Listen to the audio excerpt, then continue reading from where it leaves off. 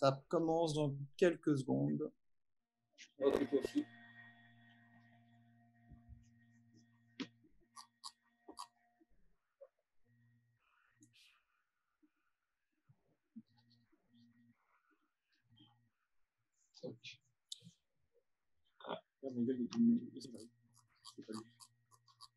Voilà, c'est bon, c'est commencé.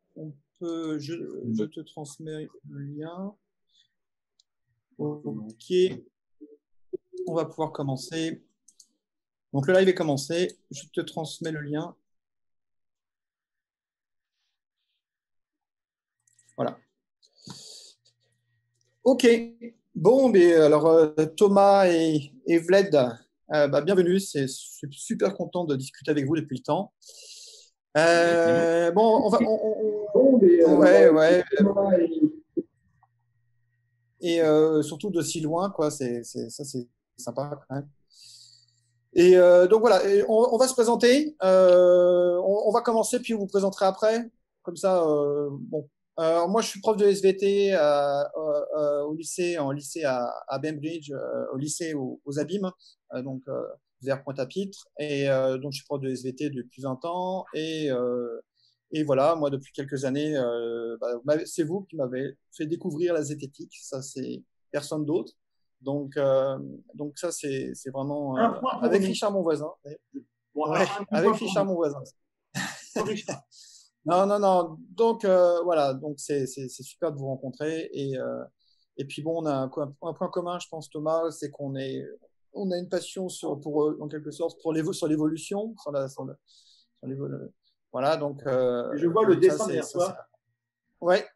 Alors, j'ai obtenu l'accord du dessinateur avant de le publier. Il est bulgare et je lui ai demandé son accord pour éviter qu'il me strike la vidéo. Voilà. Donc, bon, j'adore cette image, elle est magnifique.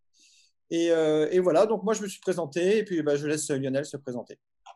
Eh bien, bonjour et bienvenue à Vled et Thomas. Moi, c'est Lionel. En fait, je suis chef de projet en informatique. J'ai travaillé dans le monde de la recherche. J'ai travaillé dans un labo, en fait, en physique. Ma spécialité, c'était l'électromagnétisme. Et puis, bon, après, j'ai un petit peu viré. Je suis passé par la case informatique et bon, c'est un petit peu ce que j'ai trouvé en Guadeloupe. Sinon, j'ai toujours été intéressé par les sciences. Ça a toujours été pour moi une passion.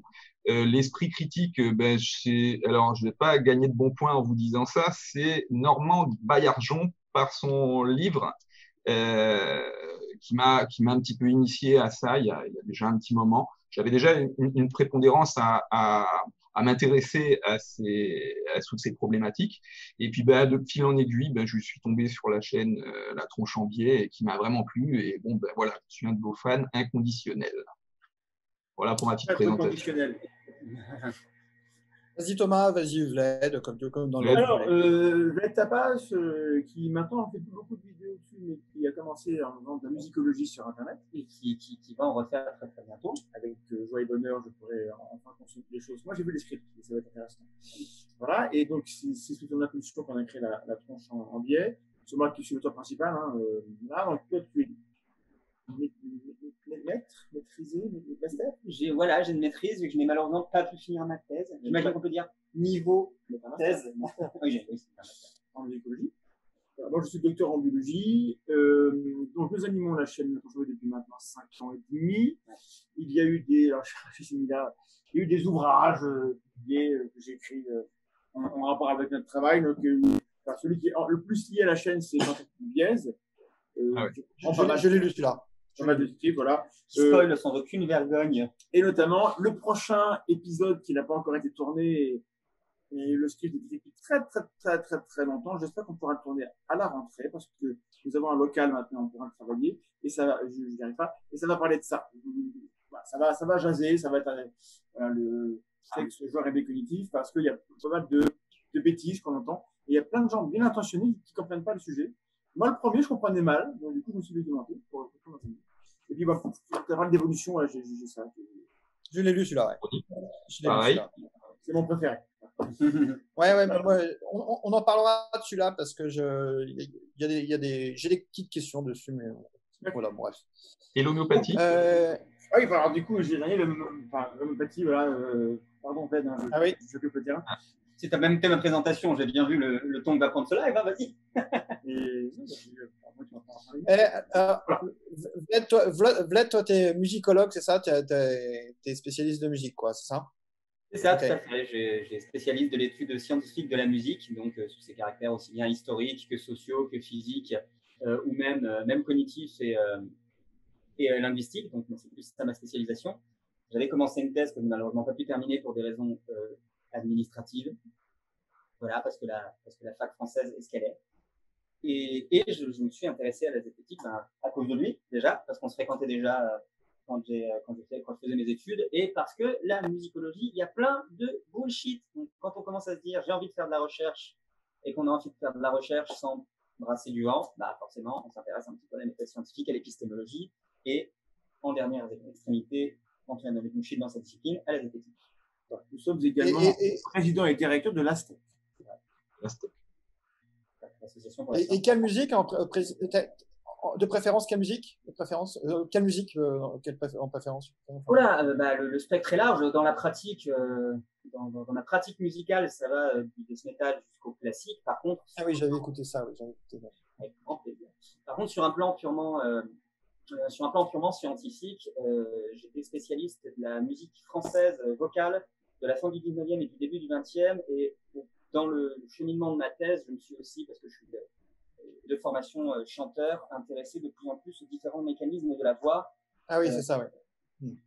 Différents mécanismes de la voix, quels sont les mécanismes qui peuvent faire du mal, quels sont les mécanismes qui au contraire semblent morbides mais qui en fait sont tout à fait sains, et de plus en plus, comme c'est des problématiques qui m'intéressent beaucoup, tout ce qui est lié à la voix et à l'expression du genre, notamment dans les transitions, dans l'accompagnement des personnes trans dans leur transition.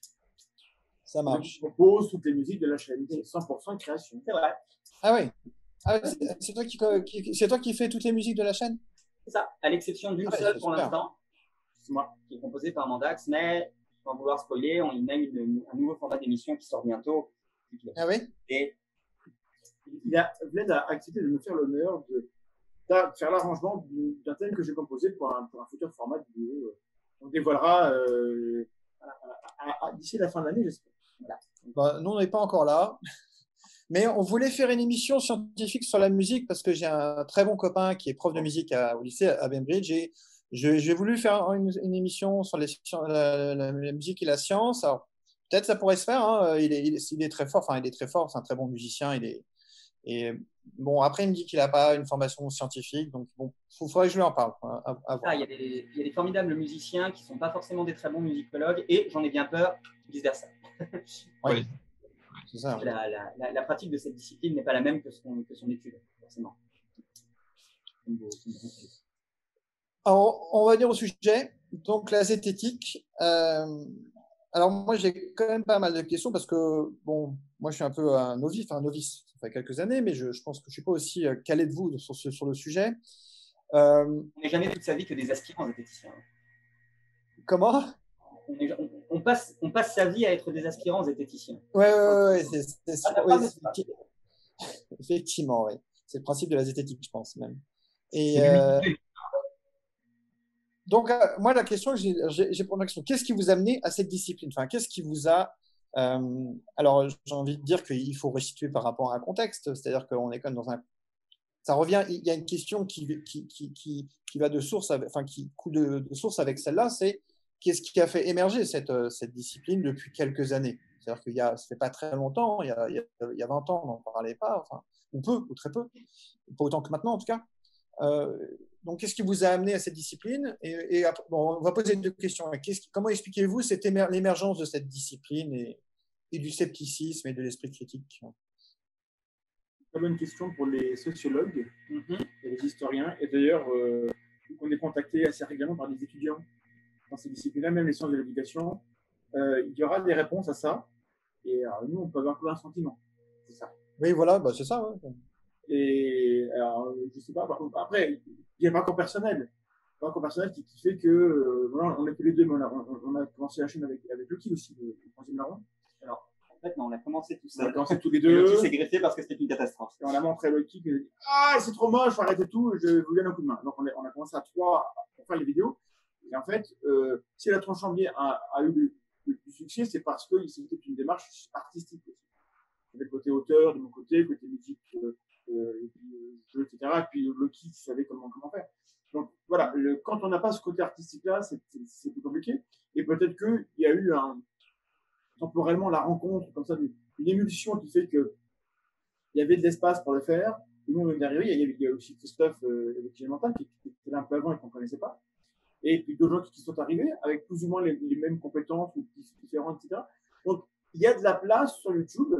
Et donc, toutes ces thématiques de YouTube ont commencé à fleurir. C'est pas quoi, c'est 2012, 2013, 2014.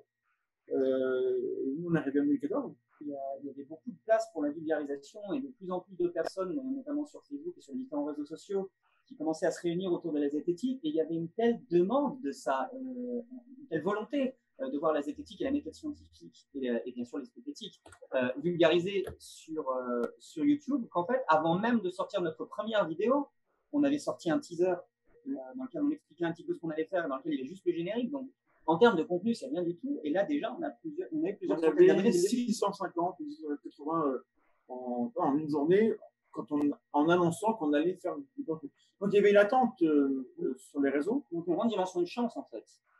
Bien sûr, c'est comme tout. Bien sûr. Mais l'humilité, tu vois, on est arrivé au bon moment, c'est aussi pour ça que ça a marché. C'est ça, oui. Et puis, peut-être que si on arrivait aujourd'hui avec ce qu'on a proposé, ça ne marcherait pas, moins bien, ou peut-être beaucoup plus, je sais rien, mais ça, on est totalement impuissant à répondre. Après, pourquoi aujourd'hui? Parce qu'il y a l'offre, on va dire alternative, que je vais appeler bullshit. C'est pas forcément méchant, c'est juste que voilà. C'est pas gentil non plus. Ouais, c'est pas très gentil. L'offre bullshit qui est en face a explosé beaucoup plus que l'offre sceptique. Donc le succès qu'on a et qu'on est heureux, parce que c'est normal, lorsqu'on est un sceptique et qu'on est dans un environnement où les gens n'ont pas forcément cette prudence-là, d'être très heureux de retrouver sur les réseaux des gens qui pensent comme soi. Donc, les gens qui se suivent sont très heureux et suivent le risque. Ouais. C'est le biais de confirmation qui vient. Voilà, d'être trop heureux d'avoir des gens qui pensent comme soi. Et ça, on le constate lorsqu'on traite des sujets où les gens ne sont pas d'accord avec nous.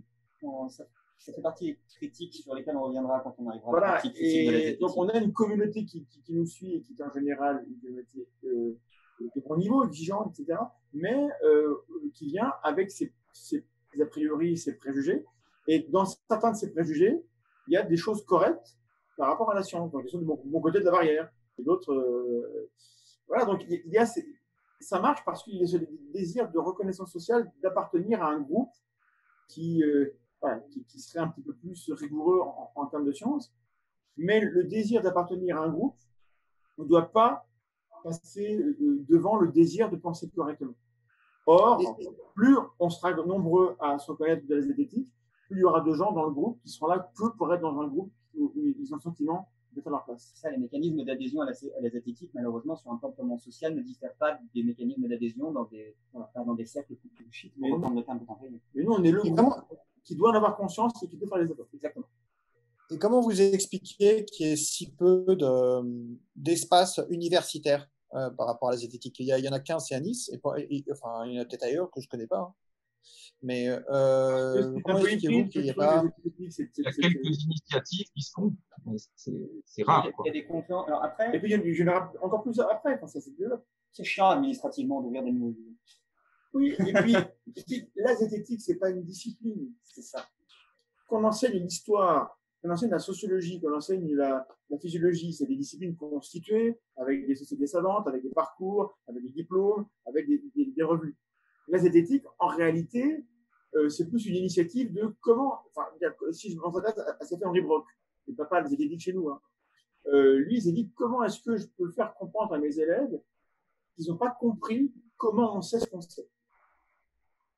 Donc, c'est comment apprendre la méthode, et pas uniquement venir avec des briques de connaissances, mais venir avec le ciment et la truelle.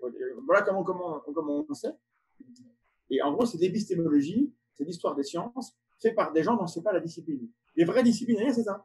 Et donc, c'est des gens qui sont en sciences humaines, philosophie, histoire des sciences, épistémologie. C'est ça les vraies disciplines au cœur de ce qu'on fait. C'est une philosophie. C'est une philosophie. Ouais, donc toutes mes excuses aux gens dont c'est le métier, dont c'est le champ de compétences, et qui se sentent un peu dépossédés parce que nous, on arrive, musicologues, biologistes, et on en parle. Et nous, on est venu en parler parce que ça nous intéressait. On est très ouvert à leurs critiques s'ils en ont. On les invite quand ils veulent, hein, c'est des vrais experts, voilà. Mais il n'y a pas de raison qu'on n'en parle pas non plus, en fait. Le gros problème, c'est qu'on arrive à un point de la science et à un point de l'esprit critique et de la zététique dans lequel on est obligé de faire preuve d'une certaine transversalité dans les disciplines qu'on va aborder. Résultat des courses, Thomas est biologiste et il va aborder, par exemple, tout ce qui va concerner les différents biais cognitifs et les différentes failles philosophiques autour de l'évolution, parce que c'est un sujet qui est énormément étudié. Tu le fais, j'ai envie de dire, avec la même compétence qu'un philosophe qui voudrait aussi parler de l'évolution. Tout simplement, vous êtes tous les deux à la transversalité d'un domaine qui fait que la chose est un petit peu compliquée. Alors, effectivement, la base de l'esprit critique, c'est effectivement de la philosophie et de l'épistémologie, parce que comme tu l'as dit très justement avant, la zététique, ce n'est pas une discipline, c'est une méthode qui consiste en première pensée contre soi d'ailleurs, ce qui en fait toute la difficulté, mais le caractère très très transversal des différentes disciplines abordées, c'est très compliqué. Et c'est aussi pour ça que nous, on est un petit peu, on fait office de passerelle, on est un petit peu des représentants, c'est nos visages qui sont connus. Mais pour chaque script qui apparaît dans la tronche en biais, combien de relecteurs? On a énormément, on fait relire systématiquement tout ce qu'on écrit par des experts, des disciplines justement qui ne sont pas les nôtres en premier lieu. Et puis bon, maintenant le format phare de la chaîne, c'est le live. On en est à 90. On a également fait la voiture mentale, qui est un documentaire où on a 18 chercheurs. Donc, moi, je me pose plein de questions, et je n'ai pas la réponse. Donc, je vais cogner aux portes des gens qui savent un peu mieux. Et donc, c'est aussi ça, la démarche, c'est de montrer qu'il y a des gens qui savent plus que nous. C'est pas une infamie de reconnaître qu'il y a des gens qui connaissent mieux le sujet que nous. Et en général, quand on les invite, eux-mêmes viennent dire, oh là, ça, je sais pas trop, ça.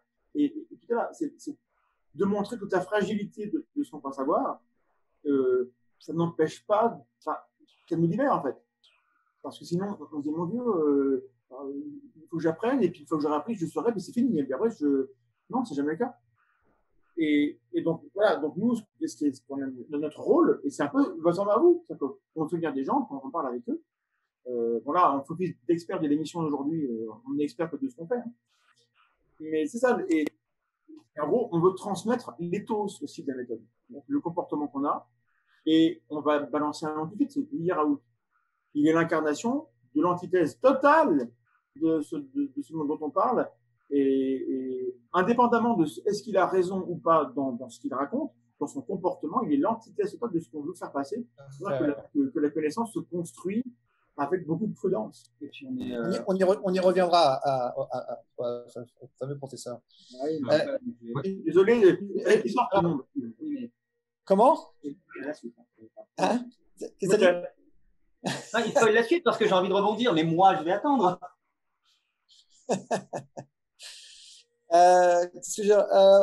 Est-ce qu'on peut faire une critique de la zététique? Est-ce que vous avez fait une critique, une autocritique? Est-ce qu'il y a des choses, pas une autocritique, une critique du milieu zététique? Pour vous, quels sont les biais dans lesquels parfois on s'est égaré, on s'égare, et est-ce qu'on peut parfois, parce que c'est un peu une attaque qui arrive assez couramment, hein, l'histoire de la dérive sectaire, quoi, dire que vous êtes devenu une sorte de secte. Je crois que c'était Pierre-Henri Gouillon qui avait sorti, qui avait attaqué, je crois, sur la question des zététiques. Il n'est pas spécialiste de la mesure, de la critique des gens qui ne sont pas d'accord avec lui.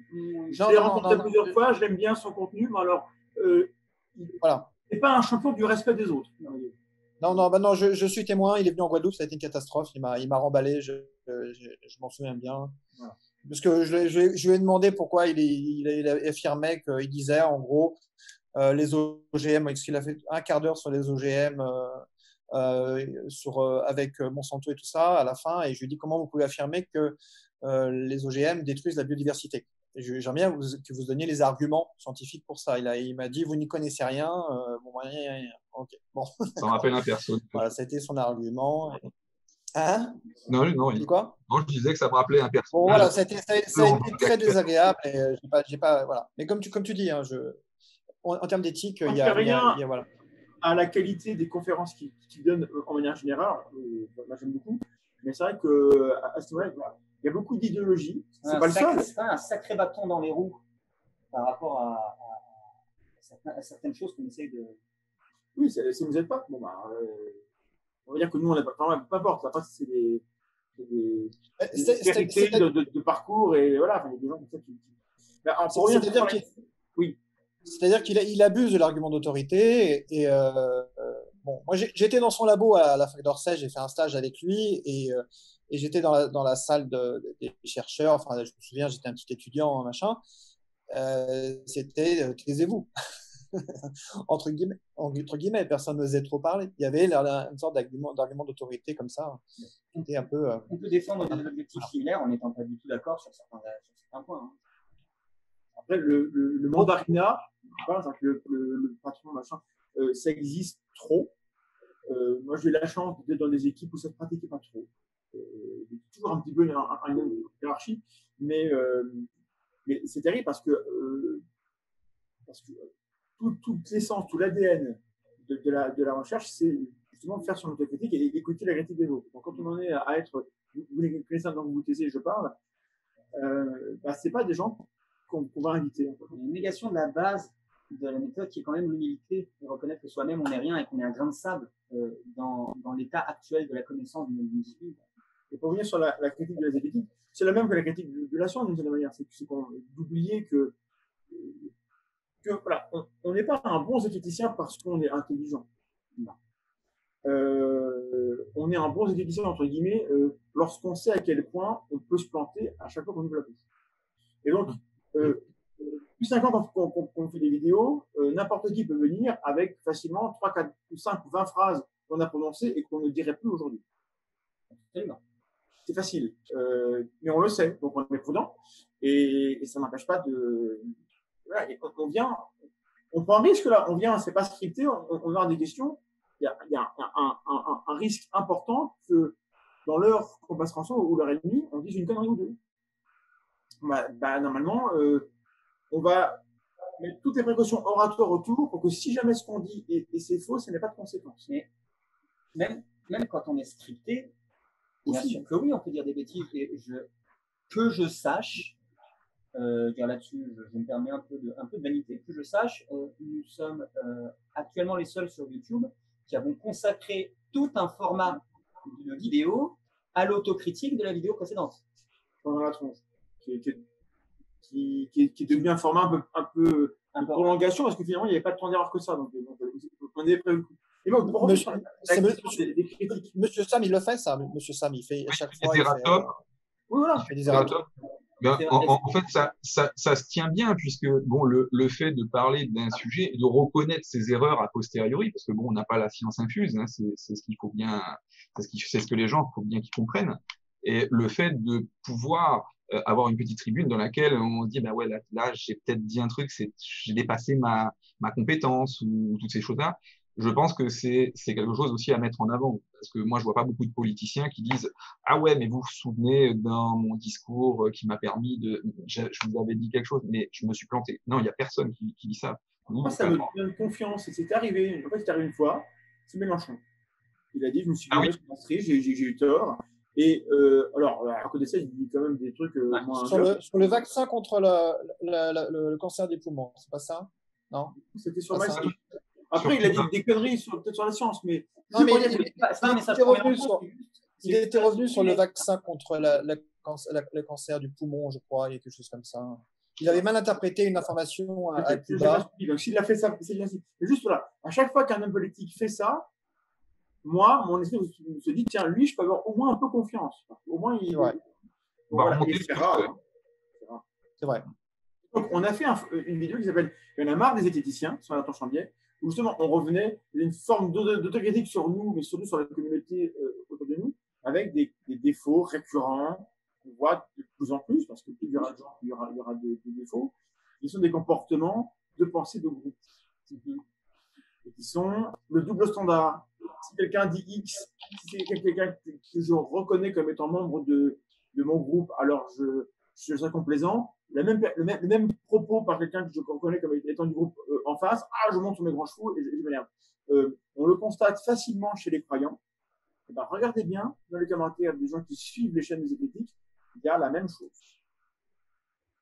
Et c'est humain, et c'est pas dramatique, mais s'il y avait une communauté qui devait faire attention à ça, c'est nous. Si on n'est pas exigeant d'abord avec nous, on perd totalement notre crédibilité à les critiquer les autres. C'est à pour on critique les autres finalement.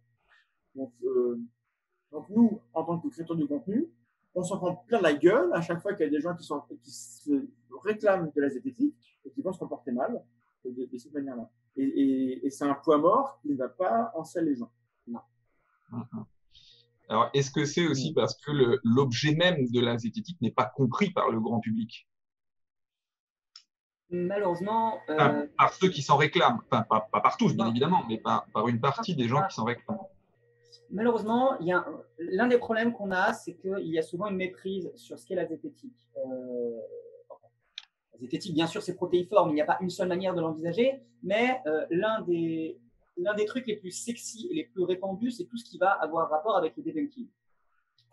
Et le debunking, c'est un peu le gras de la zététique. Ça donne du goût, c'est savoureux. On ne va pas se mentir, se réunir tous ensemble pour dire « Ah, ça, c'est pourri !»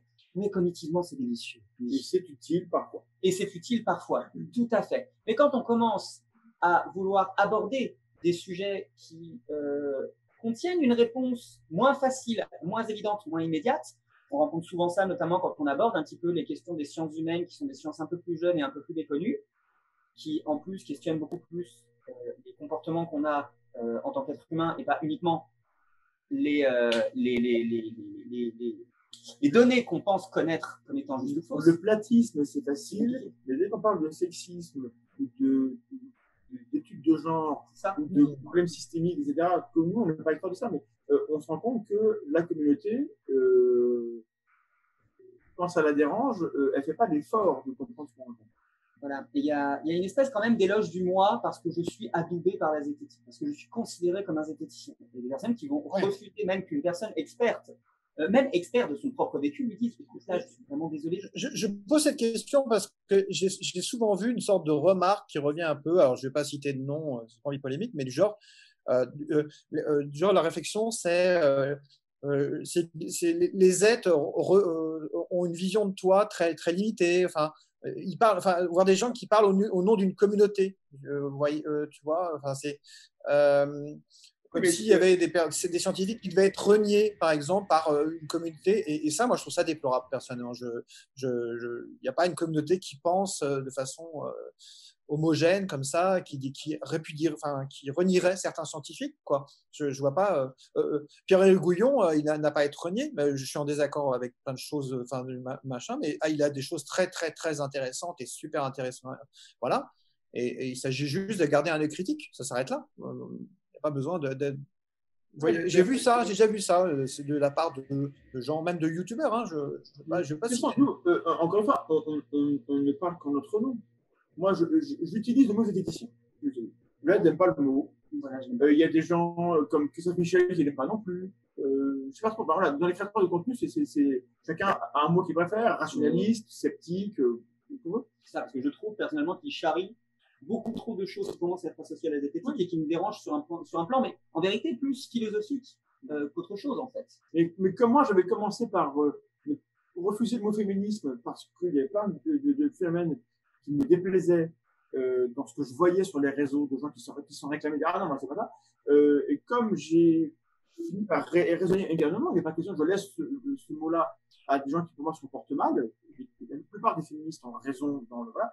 Et pareil pour la zététique, je ne pas de laisser à des gens qui sont en croisade. On ne doit pas être décroisés. Et puis, parce que, voilà, le plus important que j'ai à dire, c'est que la zététique, c'est d'abord, tu l'as dit, penser contre soi. Oui. C'est d'abord, qu'est-ce que je dois chercher dans ma manière de voir qui pourrait être faux, avant d'aller regarder les cailloux dans le jardin du voisin. Et c'est vrai qu'il y a beaucoup de cailloux dans beaucoup de jardins. D'abord, commençons à regarder. Et cet effort-là, il est très coûteux. Il est pas, en fait, il est très valorisant d'une certaine manière lorsqu'on prend du recul. c'est valorisant pour soi de se dire quand même j'ai fait cet effort-là, et c'est pas immédiat. La récompense, elle prend beaucoup plus de temps. Il faudrait que ce soit ça que les gens recherchent. Mais les gens recherchent d'abord, c'est humain, des récompenses plus faciles, plus immédiates, qui sont j'ai débunké le médium, machin, parce que moi et cette facette de la zététique facile, alors on peut pas faire sans. Juste deux petites choses juste pour rebondir sur ce que tu veux dire. Déjà, tu parlais des féministes, tu parlais des esthéticiens. Il faut bien se rappeler que les féministes ne sont pas le féminisme. Les esthéticiens ne sont pas la pensée zététique, tout comme un biologiste n'est pas la biologie. Ce sont des sujets qui, au même titre que n'importe quelle discipline scientifique, parce que les études de genre rentrent dans le champ de la science, le champ jeune certes, mais qui malgré tout mérite d'être qualifié de science, une personne n'est jamais que le représentant d'un consensus de sa propre discipline. C'est tout. Et du coup, elle ne peut pas prétendre dire tel truc pense ça de manière ultra catégorique. C'est beaucoup plus compliqué que ça. Et aussi, par rapport au fait de penser contre soi-même, parmi les outils de la zététique, l'un de ceux qui sont les plus difficiles, je trouve, moi-même, je me considère incapable, et plein de gens sont très bons pour ça, il y a ce qu'on appelle la stricte épistémologie, ou l'entretien épistémique, ou en français l'entretien épistémique, où justement on essaye d'amener une personne à penser contre elle-même en essayant de lui poser les bonnes questions, sans soi-même être tenté dans sa manière de poser les questions d'apporter une réponse à la question. Ouais, puis de souligner, et puis de souligner les biais, etc., d'éviter de stigmatiser tous ces biais. Voilà. C'est un outil qui est redoutable. Oui. Incroyable, parce que justement, on amène la personne à qui on parle à elle-même avoir. Je vais essayer de le faire avec mes élèves, moi. Je vais voir, je vais essayer de le faire. Et parce que là, on a cette année, avec la réforme du lycée, il y a maintenant les débats, les fameux débats scientifiques. Et alors ça, c'est vraiment intéressant. Et je suis vraiment là, je suis en train d'essayer de créer un débat sur les débats, mais avec les collègues pour essayer justement de voir comment on peut le faire. Et comme tu dis, avec l'entretien épistémique, c'est vraiment, je pense, quelque chose que je vais travailler moi de mon côté. Mais moi, je vais revenir sur l'aspect croisade, effectivement. Alors, il y a un aspect croisade, mais il y a aussi un aspect militant qu'on peut pas négliger quand même dans le militantisme. Alors, c'est quoi la frontière entre le militantisme, il y a un militantisme quand même qui est, vous en faites du militantisme, je pense, en quelque sorte quand même. Vous avez envie de mettre en avant certaines valeurs, etc. Donc, c'est la bascule qui est parfois un peu compliquée entre militantisme, croisade, dogmatique. C'est un peu il y a une ligne de crête en fait qui est difficile à. Une illusion de neutralité. Absolument. Oui. Personne n'est neutre. Si on est motivé pour faire ce qu'on fait, c'est parce qu'il y a des choses qui nous agacent, qui nous révoltent. D'autres, c'est formidable, il faudrait les partager. On est motivé par les affects que suscitent chez nous des choses. Donc, quand on démolit du médium, parce qu'on estime qu'il y a des médiums qui profitent de la deuil des gens qui ont des comportements d'ordure, mais j'ai dit des. Enfin, je connais pas un seul médium honnête. Totalement honnête, quelqu'un qui se donnerait les moyens de vérifier ce qu'il raconte avant de dire qu'il a raison. J'en connais pas un seul. Donc, mais bon, peut-être que ça existe. Je serais content de les rencontrer. Mais voilà, quand on est motivé par ça, on n'est pas neutre. Être neutre, ce serait dire. D'ailleurs, c'est pas possible. Personne ne peut être neutre. Casas Novas voulait faire un débat avec nous. Après, il a lancé, puis il nous a envoyé un donneur. Et dans ses exigences, il voulait un animateur du débat neutre. C'est quoi un animateur neutre sur les vaccins? C'est quelqu'un qui est anti-vax, mais que mercredi? Je ne sais pas. Donc, cette illusion que moi, j'arrive sur la question et moi, je suis neutre. Non, j'arrive sur la question et je me crois neutre quand, en fait, je suis ignorant. Non, mais je cherche pas à te dire qu'il y a une neutralité, hein. C'est pas du tout ça. Je te dis pas ça. Je disais juste qu'il y a le passage du militantisme, j'ai envie de dire, qui se veut non dogmatique, avec justement toutes les règles éthiques qu'il faut respecter, et vers une approche très dogmatique où on tombe dans la croisade, justement. On peut vite basculer entre les deux, non? D'un extrême, il y a le dogmatisme, et en face, il y a ce qui serait l'antidogmatisme. L'antidogmatisme, c'est reconnaître qu'on n'est pas neutre. Voilà. Ouais. C'est pas dogmatique, neutre. Non, on n'est jamais neutre. Voilà. j'ai presque envie de rappeler le paradoxe de la tolérance de Popper qui va un petit peu, je pense, donner un éclairage sur ce que tu dis quand tu parles de croisade. Le paradoxe de la tolérance de Popper, c'est que si on tolère tout, alors on tolère également l'intolérable. Et que donc, si on veut être vraiment tolérant, il ne faut pas tolérer l'intolérable. On tolère l'intolérance, qui l'intolérance ne tolère pas les autres. C'est ça.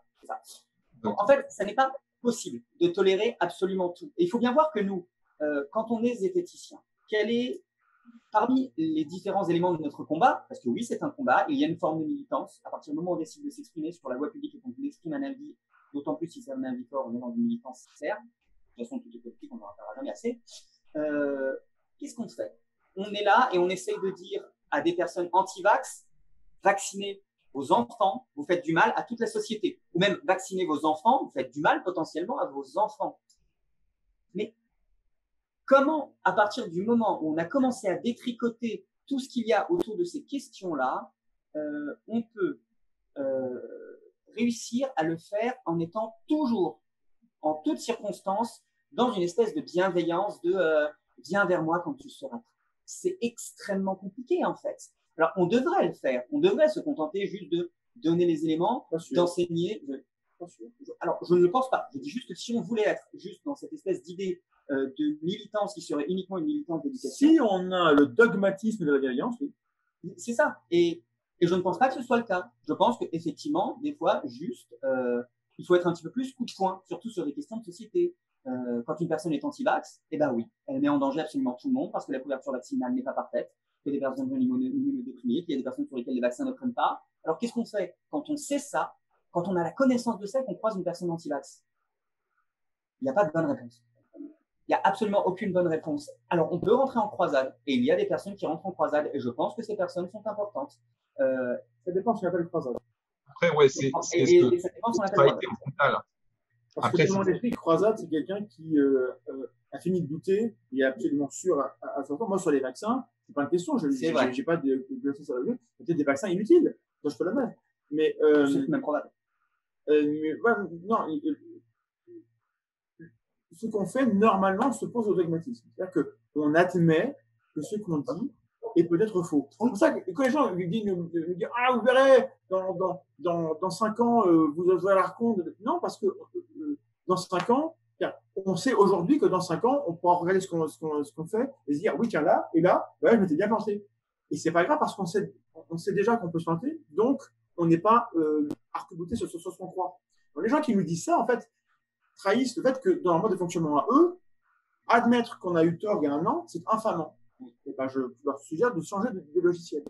C'est ça. Je n'arrive pas à je tiens à montrer un exemple parce que, enfin, moi, me concernant, par exemple, j'adore le dire parce qu'avant que je croise la zététique, si je puis dire, et peut-être une forme d'autocritique, parce qu'en fait, c'est ça la problématique, c'est pendant un certain nombre d'années, il manquait moi, personnellement, il m'a manqué d'un espace d'autocritique.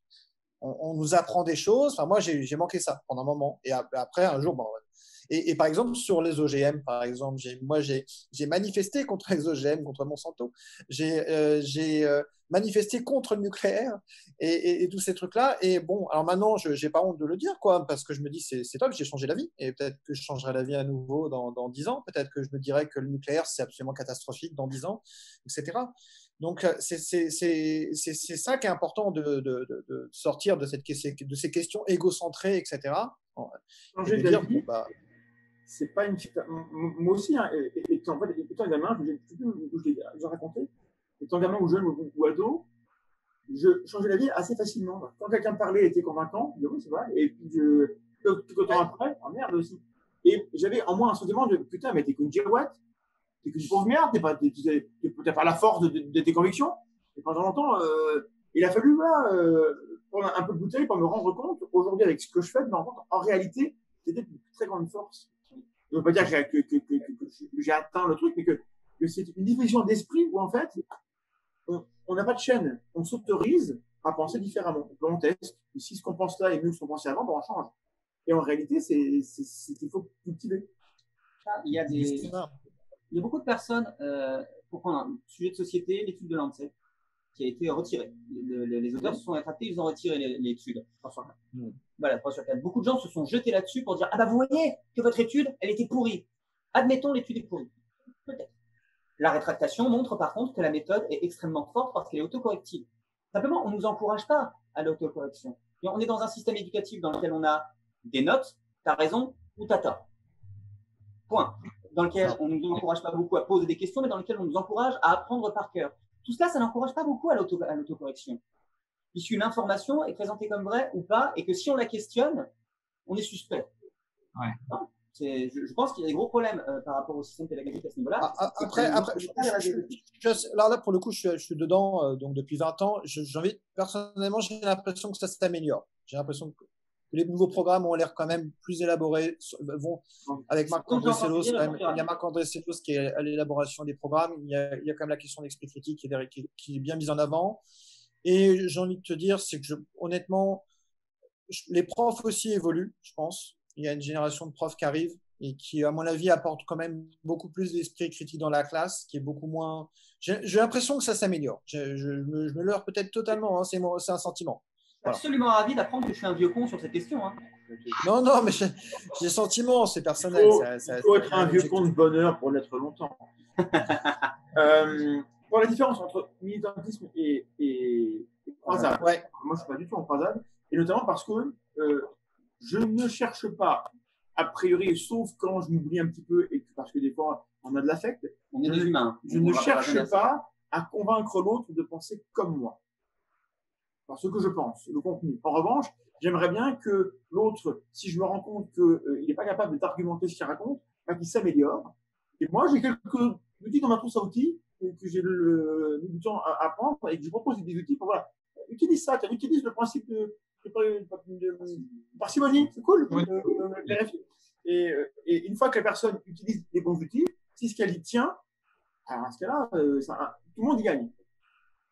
Voilà, donc la militance sur la méthode, c'est pas pareil que être militant pour je veux que tu penses comme moi. En fait, pour reprendre une phrase, je crois que c'est Voltaire, je pardonne aux gens de ne pas être de mon avis, mais je ne leur pardonne pas de ne pas être du leur. Les gens qui croient un truc, ils ne savent même pas pourquoi. On va tous les gens qui pensent que Didier Raoult a raison contre tout le monde, ou ceux qui pensent que le ne marche pas du tout, pourquoi? C'est ça, encore dernièrement sur la chloroquine, on nous a demandé sincèrement dans les réseaux, dans les commentaires. Alors maintenant que l'étude de Lancet a été désavouée, c'est quoi votre nouvel avis sur la chloroquine? Qu'est-ce que c'est? En fait, on n'a pas de nouvel avis sur la chloroquine. On n'en sait pas plus. Que ça marchait pas. On a juste dit que l'étude de Raoult, elle était pourrie. Quand on retire l'étude de Lancet, on revient à un stade où globalement, l'opinion qu'on a, qui va évoluer, n'est pas affectée par le retrait de Lancet. Ça ne veut pas dire qu'il n'y a pas eu un problème. Il y a eu un scandale avec ces trucs. Alors, puisqu'on en parle comme ça, on va enchaîner sur la question que je voulais te poser, enfin vous poser. Sur la question, quel est pour vous finalement le problème de fond qui est soulevé par cette histoire? Parce que moi, je la trouve personnellement totalement surréaliste. Honnêtement, j'ai l'impression d'avoir un film fantastique devant les yeux. Tout à l'heure, je m'amusais à regarder les vidéos de l'IHU de Marseille. Là. Je regardais je les ai toutes regardées. Je voulais voir et voir tous les chercheurs s'exprimer parce que bon, Raoult, pour moi, il est totalement inaudible en termes de communication. Je n'arrive pas, c'est pas possible. Par contre, les autres, il y en a d'autres qui sont quand même qui s'expriment bien, qui voilà, et honnêtement, c'est un truc que je comprends pas. Alors il y a peut-être un truc de fond que j'arrive pas à saisir. C'est ils sont tous d'accord ils sont tous alignés sur les arguments du professeur Raoult sur la question, notamment les big data, sur la question. Tout est cohérent hein, entre les chercheurs entre eux. Là, au niveau de la communication, ils sont tous cohérents. Je voudrais comprendre quoi. Je voudrais comprendre ce qui se passe, les enjeux. Il y a un truc que je ne saisis pas. Il y a quelqu'un qui a marché sur un papillon jurassique, il ne fallait pas. La certification, je ne comprends pas comment c'est possible. C'est kafkaïen. Alors, la solution la plus simple, ce serait qu'ils ont raison. Ce serait quelque chose de plus simple, qu'ils aient raison. Parce que ça expliquerait pourquoi c'est cohérent de leur point de vue. Mais on a des des structures sectaires où les gens, où ce qu'ils disent est cohérent.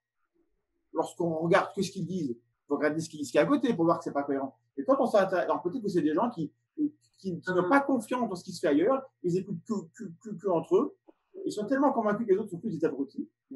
Rappelons qu'un bon roman, c'est un roman cohérent. C'est une fiction. C'est une fiction. Ils ont créé un paradigme dans lequel il y a une certaine forme de cohérence, en effet. Le problème, c'est que ce paradigme s'oppose complètement au paradigme en fait, qui a fait disparaître des maladies graves et qui envoie les gens dans l'espace et qui nous permet de communiquer là de la Guadeloupe jusqu'à la France. On appelle la science. C'est la métropole française, tu as raison. Là, il y a un problème. Si on répond à cette question-là, comme on vient de le faire, on passe pour des gens qui pensent, qui savent ce qui est vrai, par rapport à d'autres dont on sait que c'est faux. C'est pas le cas. Donc, on a des gens qui ont un discours très cohérent. Il y a certainement beaucoup de politiques de pouvoir, d'influence humaine. Dans l'hypothèse où ils auraient tort, c'est ça qui expliquerait tout ça. Il y a une dynamique humaine qui est fascinante, parce qu'en effet, comment est-ce qu'on peut avoir des gens, s'ils ont tort, des gens qui, par ailleurs, ont sûrement plein de compétences, qui ont publié des papiers qui ont une vraie valeur, qui, par ailleurs, ont publié des papiers où on sait que dans l'équipe il y a aucun de la fraude aussi, mais ça continue. Je veux dire qu'ils publient quand même presque un papier par jour maintenant. Il est cité dans presque un papier par jour. En quelques jours. C'est trop compliqué pour nous. Moi, j'ai pas la réponse à ça. Non, c'est ça. Mais de toute évidence, là, on a levé un caillou et là, ça fourmille. Il y a des problèmes dans l'éthique scientifique. Peut-être que c'est pire ailleurs, en plus. J'en sais rien. Parce que il passe son temps à critiquer l'Institut Pasteur. Peut-être que c'est pire chez Pasteur. J'en sais rien.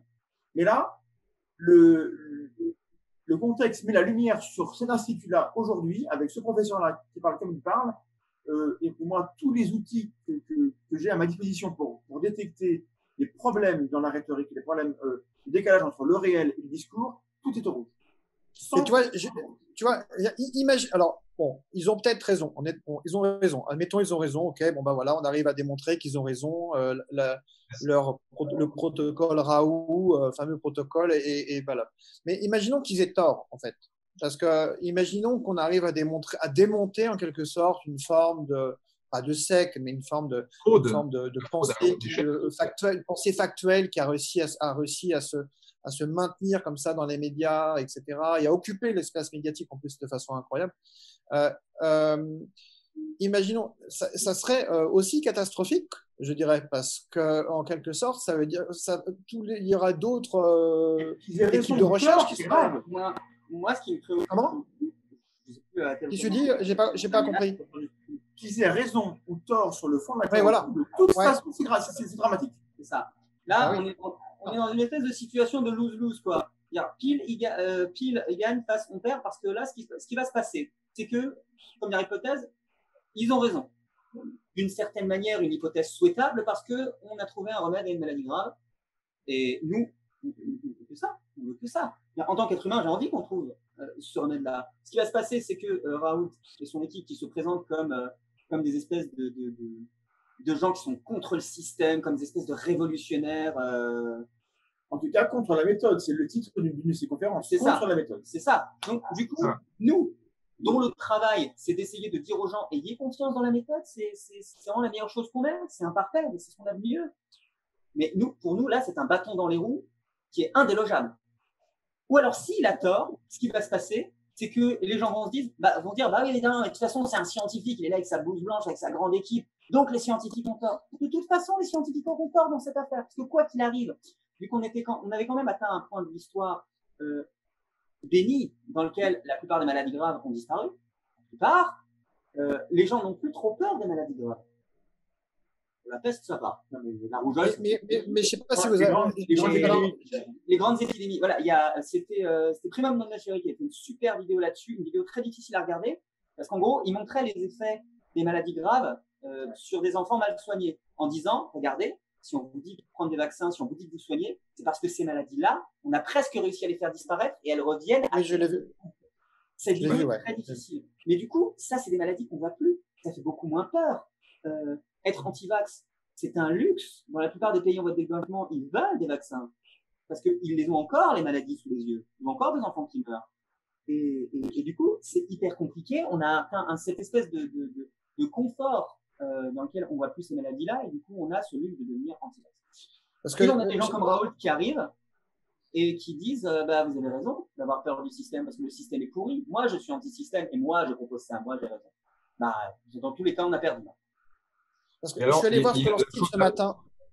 Je suis allé voir sur leur site ce matin, donc toutes les vidéos. Alors là, la dernière vidéo, c'est les Marx Brothers de la science. La toute dernière.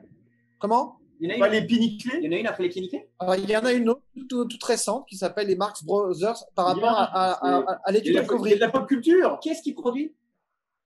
Et non, mais en fait, tout ce qui m'interpelle là, c'est que là, on a franchi un seuil dans la communication, pour moi, qui est inacceptable, en fait. On est dans une sorte de… Oui et non, c'est-à-dire que Didier Raoult est un youtubeur. Oui, si tu prends ça en compte, c'est bon. Je veux dire, on peut aller en vouloir d'avoir ce genre de titre un peu racoleur, ça fait partie de notre métier aussi. Il est plus technique que nous, il en sort plus que nous. C'est un youtubeur, ce mec.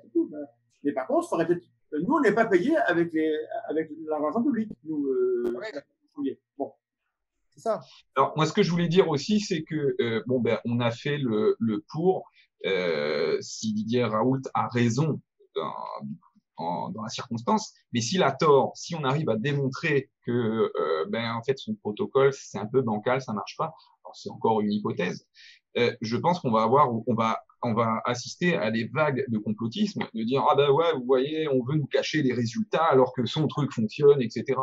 Et alors, je pense qu'on est pris dans un étau qui, d'un côté, on s'est réfugié dans une impasse qui, quelque part, fonctionne pas trop bien, ou alors dans des circonstances très particulières, ou de l'autre, on va donner de l'eau au moulin de ceux qu'on débunk. Voilà. Donc on va en parler le 24 juin. On va faire un live sur le. On va faire l'historique. Et tout est là. C'est que c'est pas comme ça que ça aurait dû se passer. Un médecin qui découvre quelque chose, il y a des processus. Alors, ok, c'est un petit peu lent. Et on a cette fameuse dichotomie, la logique de la recherche, la logique médicale, l'urgence contre la méthode, etc. Ça, c'est une vision simpliste. Et ça, on va dire pourquoi pendant le live. Et cette opposition-là, elle paraît simple. Et les gens ont l'impression que c'est ou bien chloroquine ou bien rien, on vous laisse crever. Et ça a été un discours simpliste que Raoult avait l'obligation morale de désamorcer. Il avait l'obligation morale de ne pas laisser les conspirationnistes, tous les pires fachos du net réutiliser ces mots. Mais lui, il passe son temps à dire « je m'en fous de ce que les autres pensent de moi ». Quand on s'en fout de ce que les autres pensent de soi, on passe pas son temps devant une caméra. Et puis, on ne fait pas de la science. On reste dans son bureau, on travaille. Il court les… Une des questions que je me pose, vraiment, aujourd'hui, c'est qu'est-ce que veut Didier Raoult? Parce que c'est pareil, c'est incompréhensible. Qu'est-ce qu'il fout à la télé, ce type qui dit la politique, je ne veux pas en faire, ce qu'on pense de moi, j'en ai rien à péter, vous êtes trop con pour comprendre. La politique, il en fait. Je me pose la question, je ne sais pas ce qu'il veut, donc je m'interroge. Mais il est illisible, cet homme.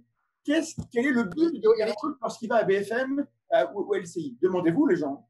Il fait partie du Front Populaire, du journal Front Populaire, et il fait de la politique. Il dit que non. Alors moi, j'écoute ce que les gens disent et je pars du principe que ce qu'ils disent, c'est ce qu'ils pensent. C'est parti du journal Front Populaire. Ça, c'est ma information. Oui, avec Onfray. Oh là là. Donc, non, mais réellement, demandez-vous, quand il prend la parole, il est sur l'écran, cet homme, c'est quoi son but? Moi, je veux dire, mon but quand je fais une vidéo, c'est de partager une analyse sur un truc qui me paraît faux, qui me paraît vrai, et je partage la manière dont je suis arrivé à la conclusion de ça c'est plutôt vrai, ça c'est plutôt faux, et j'estime que c'est utile. Je me sens utile en le faisant. Voilà ce qui est mon but. En plus, si ça permet de gagner ma vie, c'est bien. J'en fais un métier et je me sens bien, je me sens utile. Et le rôle de Didier Raoult, qui est payé pour faire de la médecine et de la recherche, dans ce qu'il fait actuellement. C'est pas clair pour moi. J'ai un léger désaccord avec ce que tu dis. Tu as l'air d'inciter les gens à essayer de se poser des questions sur son agenda. En l'occurrence, par rapport à ce contexte-là, il y a des fois, il y a des gens. Quand un journaliste pose des questions, c'est clair, c'est son rôle de journaliste. Même si la question est orientée, mais s'il met en défaut la personne qui est en face de lui, c'est son rôle. Un chercheur qui vient dire, voilà, j'ai fait de la recherche, j'y crois, je les défends, je comprends. Mais un mec qui vient à la télé dire, je viens vous parler, et vous êtes trop con, vous comprenez pas. Il y retourne, vous êtes trop con, vous comprenez pas. Et tout ça tout le temps, qu'est-ce qu'il fout là? Là, par contre, qu'est-ce qu'il fout là? Je ne comprends pas. Complètement d'accord avec ça. C'est pas une attitude humble d'un véritable scientifique. Alors peut-être que c'est un véritable Humble d'être scientifique, humain. la question n'est pas là, mais c'est au niveau Il a de sa refusé propre d'aller à la méthode communication. scientifique. Hein. C'est même pas que Il a c'est refusé pas d'aller à la humble, méthode. c'est que c'est pas logique. Je ne comprends pas la logique de son comportement de venir. Ou alors je me mets en mode suspicion. C'est un fou furieux avec un ego monstrueux qui veut se montrer. Et là, ça prend du sens. Mais là, je vais faire un procès d'attention et je ne veux pas le faire. Et Ou alors, encore une autre hypothèse. On va un petit peu faire une humilité. On est humain. On est en train de dire il ne faut pas avoir ce procès d'intention. On est biaisé, on l'a. Ou alors encore une hypothèse, alors après je m'avance peut-être en disant ça, le gars a son étude, elle est en béton, il attend les derniers calculs, c'est quelque chose de super massif, et il a fait monter la sauce. Si elle est en béton, il l'a très très mal défendue, et s'il a fait des trucs, c'est ça. Frère. Même dans la défense d'un master de recherche, on ne fait pas un truc aussi mal branlé. C'est clair. Bah oui. Il a refusé d'aller à la méthode scientifique. Hein. Oui, à l'émission. Oui, bah voilà. Ouais. Il a refusé. Hein. Et il ne peut pas faire passer sur BFM avec. Voilà. Et bah, demandez-vous les gens pourquoi Lydia Raoult refuse d'aller à la méthode scientifique, où il y aurait en face de lui un journaliste qui s'est posé. Et puis Jodas n'a pas démérité d'ailleurs. Jodas a bien appuyé sur les choses. Et puis en face, par contre, il aurait dû faire du follow-up. Quand la question n'est pas répondue, il aurait dû la reposer. Et quand il demande à Raoult, Raoult évoque ses bons chiffres, Jodas dit que quand on compare les chiffres ailleurs, en fait, il ne fait pas mieux. Et Raoult part sur autre chose. Jodas aurait dû le ramener. Oui, quand même, vous amenez des chiffres, alors parlons de chiffres. Parce que ça, c'est une méthode de politicien. C'est de la langue de bois. Et c'est pas étonnant que Raoult soit convaincant, parce que si vous écoutez avec dans la tête qu'il a raison, il déploie des trésors de rhétorique très efficaces. Il a un aplomb considérable, et c'est prouvé. Hein. Les gens qui parlent avec aplomb sont plus convaincants que ceux qui. Pas de bol, nous, dans la méthode qu'on met en évidence, on doit douter. Donc, de toute façon, on est baisé. Hein. De toute façon, on a l'air moins convaincant que celui qui arrive avec de l'aplomb. Donc, il faut et voilà, on a ça. Mais c'est pas étonnant. Donc, moi, je vais être quand même relativement, voilà, il faut le dire, indulgent avec ceux qui l'écoutent et qui le croient. Quand on n'a pas les outils, quand on n'a pas le fond, quand on écoute un mec qui a le parcours qu'il a, les diplômes qu'il a et sa posture et son aplomb, c'est inimaginable de se dire que ce mec-là nous baratine depuis 3 ou 4 mois. Donc, évidemment que les gens se disent quand même ce qu'il dit, ça ne veut pas être totalement faux. Je me mets à la place, ils ont bien raison. Dans un monde normal, ce n'est pas possible qu'un mec ait ce comportement et qu'il ait tort en même temps. Surtout avec ce job-là. Il a vraiment un comportement politicien. Sommes-nous dans un monde où c'est possible que finalement il ait tort et qu'il se comporte comme ça? Voilà, moi j'ai des raisons de penser que c'est possible. Après, il faut quand même souligner quand même l'importance du contexte quand même. Est-ce que dans un contexte différent que celui qu'on a connu, il y aurait eu cet effet de levier pour lequel lui-même aurait eu le même comportement? Est-ce que tout ça, il y a quand même toutes ces questions qu'il faut se poser, je pense. On peut se poser la question, mais on n'aura jamais véritablement de réponse. Parce que c'est vrai qu'on avait cette épidémie qui engendrait un climat d'urgence dans lequel les gens avaient envie d'avoir un remède vite. Évidemment, ça c'est très très favorable à la mise en place d'une telle idolation. On a l'épidémie, on a les médias H24, les chaînes d'information continue, mais qui bandaient H24. Hein, s'ils pouvaient mettre du temps jour et nuit, il l'aurait fait, parce que ça donne l'impression qu'on vous livre la réalité, la science de construire. Jusqu'à notre président qui allait le voir et qui lui a donné une tribune. Il faut savoir qu'en termes d'écoute, alors c'est d'écoute ou de consultation de Raoult, la visite de Macron a fait booster les vues de Raoult, etc. Ça commençait à baisser. Et en fait, l'arrivée de Macron, alors je ne vais pas être complotiste, mais non, sans complotisme, je pense que Macron a fait une bourde. C'est une faute politique. Oui, parce qu'il a donné du carburant, parce qu'il avait trop peur que le mec ait raison et de donner le sentiment qu'il voulait l'écraser. Donc voilà, en gros, je pense que Macron a eu peur. Il s'est dit, il vaut mieux que j'y aille au cas où. Et du coup, il fout dans la merde tous les scientifiques. Mais lui, il se met un peu le cul hors des ronces comme ça. Donc c'était un mouvement purement égoïste de Macron sur ce coup-là, je pense. Hein. Alors, désolé. Électoraliste. Pas désolé. Pas désolé, non. Oui, voilà, Alors, ce qu'il faut bien savoir, c'est que Didier Raoult a fait partie du membre, enfin, il était membre du conseil scientifique au début, et ce qui a généré une telle idolâtrerie envers sa personne, c'est que le gars a claqué la porte. Il s'est barré, voilà. Bon, ah super, il est hors du système. Enfin, c'est vraiment, c'est quelqu'un qui, il a pas peur de mâcher ses mots. Enfin, ça plaît. Ce discours-là plaît aux gens, tu vois. Et je pense que c'est un petit peu ça qui a aussi fait monter la mayonnaise dans son sens. Ça, c'est du Trump. Je ne effectivement, Trump fonctionne parce que les gens se disent, ok, peut-être c'est un filou, mais lui, il dit ce qu'il pense. Ce qui est faux, hein, parce qu'il passe son temps à mentir. Mais Raoult, c'est pareil. On lui accorde d'emblée de dire qu'il a une posture où il prend des risques. Il est entier. Il a un franc-parler et au moins lui, on sait ce qu'il pense. Et pas forcément, parce que vu que le monsieur a fait de la fraude scientifique dans sa carrière, c'est pas sûr qu'ils avancent. Il n'en est pas à son coup d'essai à ce niveau-là, c'est vrai. Bon, voilà. Il faut être indulgent avec ceux qui nous croient. C'est pour cette raison-là. Mais il ne faut pas leur dire qu'ils ont raison, quoi. Après, au-delà de tout ce qu'on vient de dire, hein, de ce qu'on a abordé sur la question de la communication, etc., il y a quand même un débat de fond. Il y a quand même le débat de fond sur une approche philosophique de la médecine, quand même. Sur une approche très. Donc, en mettant en avant la dimension observationnelle, la dimension prospective, au détriment de tout ce qui est big data, clinique, enfin, essais contrôlés, etc. Il y a une vraie scission, apparemment, quand même. Est-ce qu'on peut parler ça? Ouais. Comment? C'est périmé. Il pense comme il y a un siècle, c'est tout. Oui, du 19e siècle. Ouais. Mais encore une fois, c'est logique que les gens disent, moi, je fais confiance dans un mec qui voit des patients, par rapport à un mec qui ne voit pas de patients. Hein. Mais quand vous avez un débat merdique entre Laurent Alexandre et Aberkan, les mêmes personnes vont pas Aberkan, qui n'a pas vu un seul patient de sa vie. Parce que juste, c'est anti-système. Donc, j'ai pas vu ce débat. Je sais pas ce qu'il faut, ça m'intéressait des masses. J'irai le voir avant le 24 quand même. Mais la galère, quoi. C'est le niveau du débat. Mais le problème aussi d'un système, et là, voilà, je vais faire mon anti-système de mon tour. Le problème des systèmes, c'est que tu vois que ceux qui nous Bled, excuse-moi, je vais reprendre ma question. En fait, après, je te laisse parler. Je suis désolé. Je voulais dire. Tu continues, t'as raison, je vais pas faire. C'est que quand même, finalement, en toile de fond, il y a quand même un débat qui date depuis 2500 ans, quand même, sur la méthode, qui est en toile de fond quand même. Hein. C'est vraiment au fond, hein, parce que. Et quand on regarde les soutiens d'Didier Raoult, c'est qui? C'est Perron, qui est complètement marginal sur la maladie de Lyme.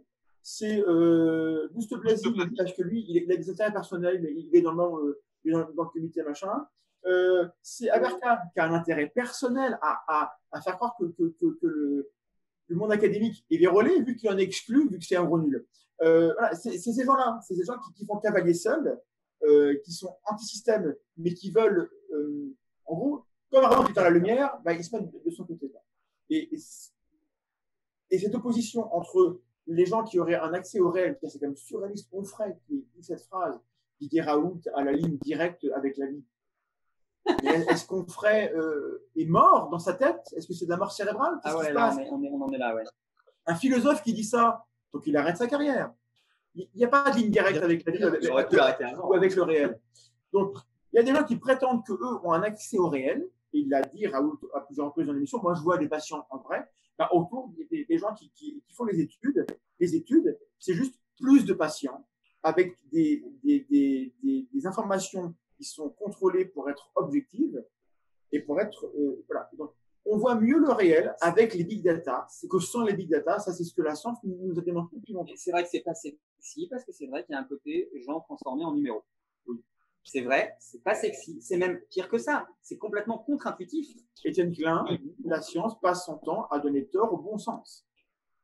Les gens qui veulent écouter Raoult parce qu'ils parlent à leur bon sens, en fait, Raoult, il a déjà mis 2 doigts. C'est vulgaire, hein. Mais le bon sens, c'est ça, en fait.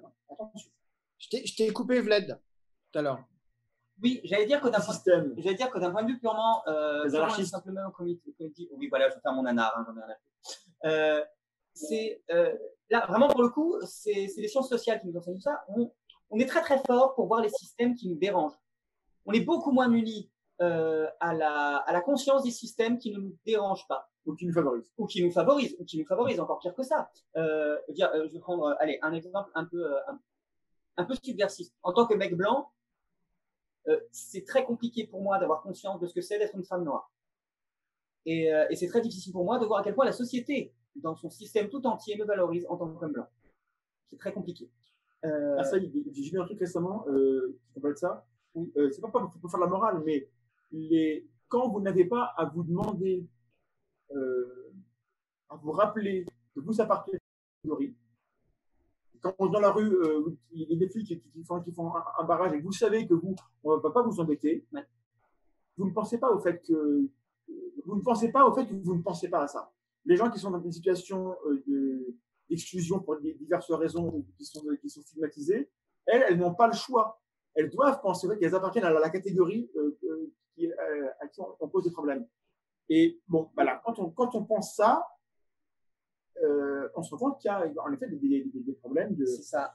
Et la zététique, normalement, aussi apporte des outils pour y penser. Alors, c'est de la politique, je suis d'accord. N'empêche que y penser, ça permet d'éviter d'avoir des avis trop définitifs sur l'existence ou l'inexistence des oppressions. C'est facile quand le monde extérieur ne nous rappelle pas notre propre condition.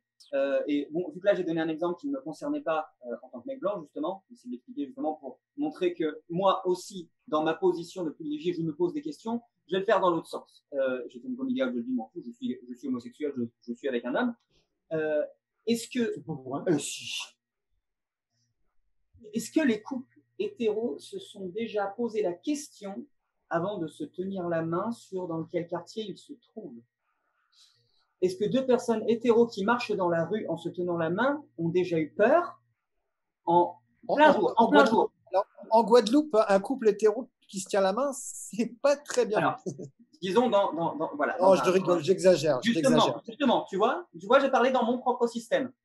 Dans mon propre environnement systémique, deux hétéros qui se tiennent la main, ça ne pose pas de problème. Tu vois, j'ai été biaisé moi-même. Bref. Dans ton environnement culturel, c'est vrai. Pardon? Non, c'est la, comment on appelle ça, c'est la dimension culturelle qui nous conditionne à cela, en fait. La dimension culturelle est ce qu'on appelle en sciences sociales la dimension systémique.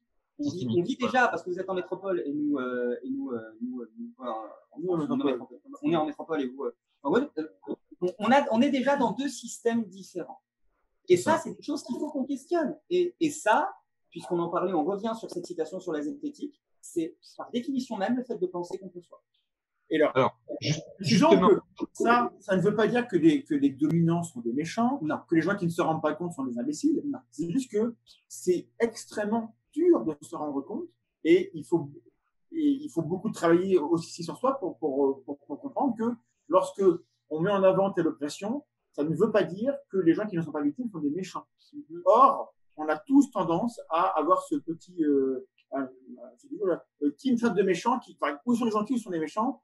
Et pourquoi il dit ça? S'il dit ça, c'est qu'il veut m'accuser d'être méchant. Et donc, on a des soupçons permanents. Et donc, j'ai une vidéo qui s'appelle Arrêtez avec vos soupçons. Alors, ça, c'est la méthode aussi. Quand on retire les soupçons, alors parfois, les soupçons sont justifiés, évidemment.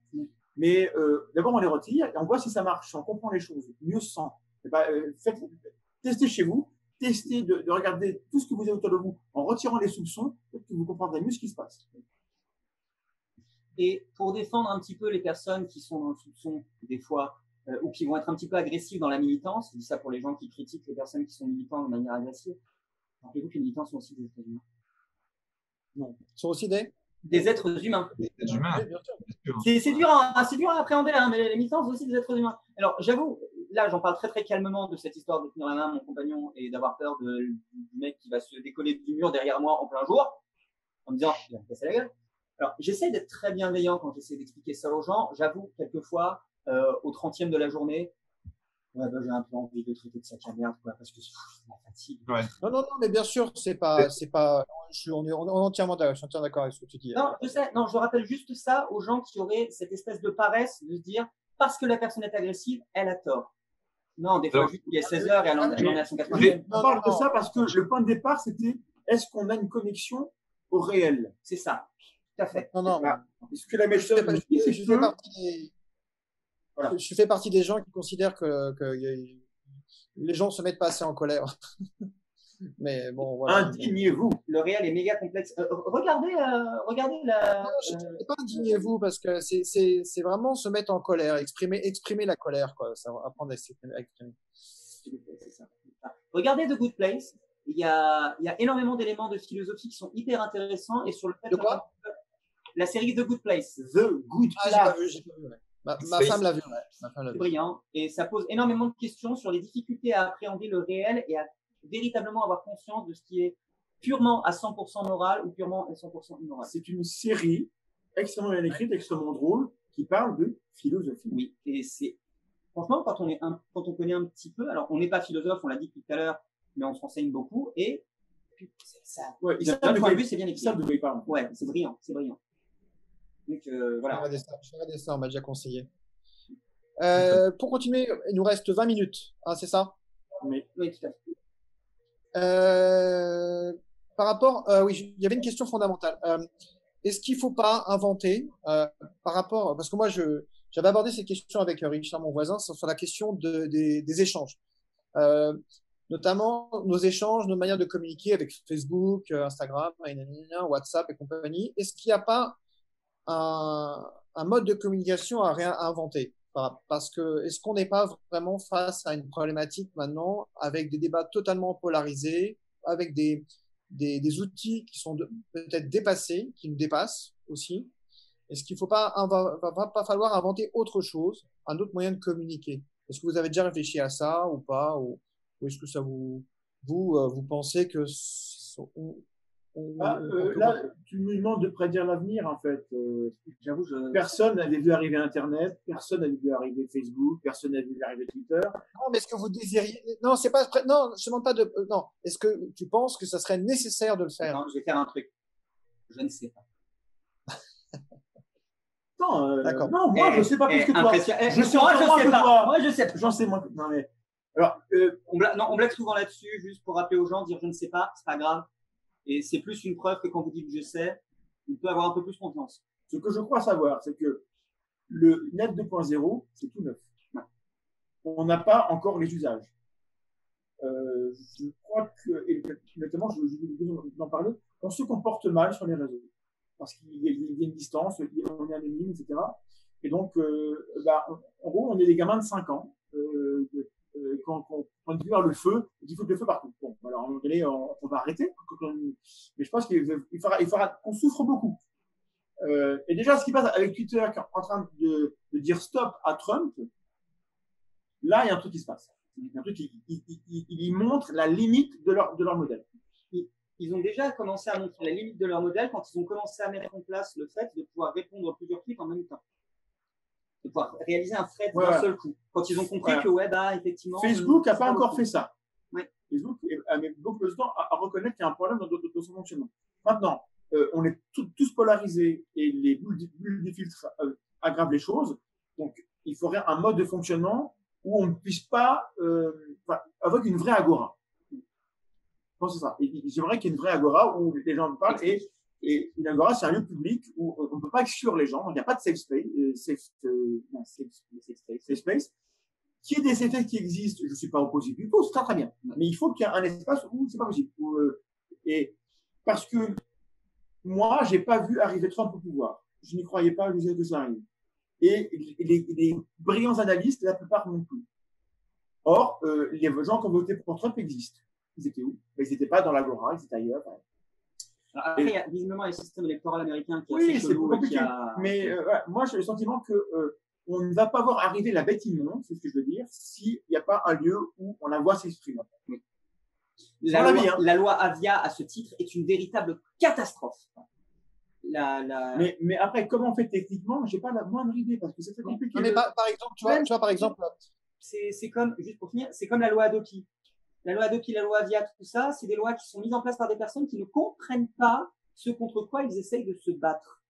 Et peut-être que ces personnes devraient aussi reconnaître, comme on l'a fait un peu plus tôt, que on ne sait pas. Alors on va essayer d'étudier un petit peu les choses avant d'essayer de mettre en place des mécaniques qui sont juste mais par exemple, par rapport à ce qu'on a vécu là pendant la période de confinement, moi, je trouve qu'il y a eu, alors, il y a eu toute la problématique de la polarisation sur le virus, etc., et sur Raoul, etc. Mais à côté, il y a quand même eu un point positif, c'est je trouve que c'est toutes ces visios qui se sont faites entre les gens des amis, de la famille, etc., qui communiquaient beaucoup plus par visio. Je trouve que ça a été un progrès en quelque sorte, quoi. D'essayer de sortir un peu de simple message Facebook, etc. Les gens, voilà, bon, je trouvais que c'était intéressant de créer des débats comme on fait là. Finalement, moi, je suis un peu dans la continuité de ce qu'on a fait. Et on a fait plein de visios entre copains, avec des gens, avec Guillaume Lecointre, etc. Et ça a un peu décloisonné un peu peut-être certaines. Enfin, je trouve que, voilà, moi j'ai vu un certain progrès. Voilà, ça reste moi. On diabolise assez souvent Internet, mais Internet peut aussi être utilisé pour des choses très très utiles. On est dessus, hein. On est dessus, on en sait quelque chose. Il y a justement cette espèce d'aide à la resocialisation qui a été engendrée par tous les apéros qu'on a fait les uns avec les autres pendant le confinement. Si on est tous réunis en tant que zététiciens, c'est pour l'exacte même raison que maintenant les platistes ont l'air d'être un groupe colossal et sérieux.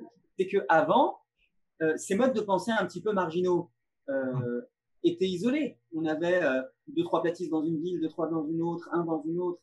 Si Internet a permis l'émergence de groupes platistes, c'est parce que maintenant ils peuvent tous se réunir. Ben, c'est un peu pareil pour nous. C'est un petit peu pareil pour nous au niveau de la zététique. Je veux dire, vous êtes quelque part, Richard, mon voisin, est dans une autre ville, Christophe, Iliane Mental est dans une autre ville. Quelles auraient été les chances, sans Internet, qu'on puisse tous se réunir pour essayer de faire avancer les choses? Non, c'est incontestable, mais je me demande est-ce qu'il n'y a pas maintenant quelque chose de nouveau encore à inventer après. Non, mais ça, je pense que ça va venir. Non, moi, ouais, je pense que les bulles de filtre sont un problème. Oui, ça, je pense aussi. Elles sont d'abord dans la tête, de toute façon. Le quoi? Les bulles de filtre. Ils sont le fait qu'on peut choisir qui est en contact avec nous ou pas. On exclut les gens, on retient les gens de nos amis, et du coup, on est plus exposé à certaines idées. Même au-delà des gens, même les médias qu'on décide de consommer. Et il y a même aussi le mode de communication entre les pour, les contre, ou même les pour ensemble. Vous voyez, là, en ce moment, on dialogue, c'est notre voix. C'est plus chiant de taper sur un clavier. Donc, on va faire des abréviations, on va faire des raccourcis. Et ces raccourcis-là sont peut-être pas forcément bien compris par l'interlocuteur. C'est vrai que les modes de communication interpersonnelle via, alors que ce soit les réseaux sociaux, que ce soit différents vecteurs, c'est souvent sujet à mécontentement, enfin, ou du moins beaucoup à quiproquo, bien sûr. Peut-être qu'il faudrait se faire comme l'espèce extraterrestre dans Mass Effect et indiquer l'émotion avant de parler. Une espèce de didascalie à l'écrit. Heureusement, des fois, il y a des petits émoticônes où on met un petit sourire pour dire ouais, je l'ai dit, mais c'est pas pour. Mais en fait, non. Si on s'en prend à la phrase elle-même, elle a été dite, elle peut être interprétée différemment. Et la plupart des gens qui s'engueulent, d'abord, se sont mal compris. Oui. Et quand on fouille un petit peu, enfin, le gars va prendre son téléphone. Au fait, je t'ai dit ça, mais moi aussi, je disais la même chose. Ouais. Et ça nous arrive typiquement. Entre Richard et moi, il y a eu à un moment donné un flottement. On se sentait plus trop bien, machin. On s'est appelé. On a mis, on a rappelé des trucs. Et ben non, mais c'est pas du tout ça que j'ai voulu dire. Ah bon. Et donc, se parler de vive voix. Nous les premiers, on se fait des nœuds dans la tête, quoi. On lit un truc, mais qu'est-ce qu'il a voulu dire par là? Et donc on cherche. Et puis du coup, si on trouve un truc qui nous paraît cohérent, il avait dit ça l'autre jour. Paf, on se fait un film. Et on réinterprète des choses. En fait, si on l'avait appelé, non, j'ai pas dit c'est pour toi du tout. Et je pense que c'était un petit peu, sur cette orientation-là que Sébastien posait la question en disant que bon, ben ouais, les réseaux sociaux, bon, ça a pas les réseaux sociaux, mais Internet en règle générale, ça a des bons côtés puisque bon, ben la diffusion de la science n'a jamais été aussi prospère. Mais à côté de ça, la diffusion du bullshit, bien évidemment. Mais c'est dans les échanges interpersonnels qu'il y a peut-être des choses à améliorer, même beaucoup. Mais je trouvais que l'idée sur les agoras virtuelles, je trouve que c'est une très bonne idée. Enfin, de créer des agoras virtuelles, en quelque sorte, avec des échanges de discussion. Parce que moi, j'ai un ami qui est philosophe, qui est agrégé en philosophie. Lui, il considère qu'il faut qu'il y ait un retour à la lettre. Il faut s'écrire des lettres. Ouais. L'oralité d'un côté, il faut les deux. Hein. Ouais. Voilà, c'est ça. Après, il faut aussi voir, il y a un truc que j'observe, c'est que les jeunes, on parlait tout à l'heure du débit de la parole, les jeunes écrivent beaucoup plus vite. C'est-à-dire quand je vois des jeunes sur leur téléphone, je suis halluciné par la vitesse à laquelle ils arrivent à communiquer. La zone du cerveau qui est dévolue au pouce est beaucoup plus développée que chez les vieilles générations. Alors peut-être que pour nous qui sommes Dieu. sémillants, magnifiques et remarquablement bien conservés, peut-être que la chose est un petit peu plus compliquée. Mais peut-on pour autant anticiper les usages qu'en feront les générations à venir, qui sont en définitive celles à qui c'est plus destiné, quoi. C'est compliqué. Moi, je n'arrive pas à avoir un avis. Je pense que c'est les gens qui ont 12-15 ans maintenant, qui ont tous les outils en main, qui se rendent compte de leurs besoins, qui sont pas, auxquels ça ne répond pas, qui vont inventer des choses. Et après, est-ce que nous, les plus vieux, on sera capables de s'adapter? Et si ils inventent des choses auxquelles nous, on peut s'adapter, ils auront résolu le problème. Mais ça ne pourra pas venir des vieux. Non. Je pense. C'est un pari que je fais. Non, c'est aussi mon avis, mais là, on est vraiment du domaine de l'opinion et de l'hypothèse. Pour terminer, pour les 10 dernières minutes, je voulais parler un petit peu de la question politique. Quel est pour vous les choix politiques futurs à venir qui permettraient d'améliorer et d'éviter peut-être, par exemple, l'incident Raoult et qui permettrait d'éviter permettrait de lutter efficacement contre les sectes, de lutter efficacement contre la pseudo-science.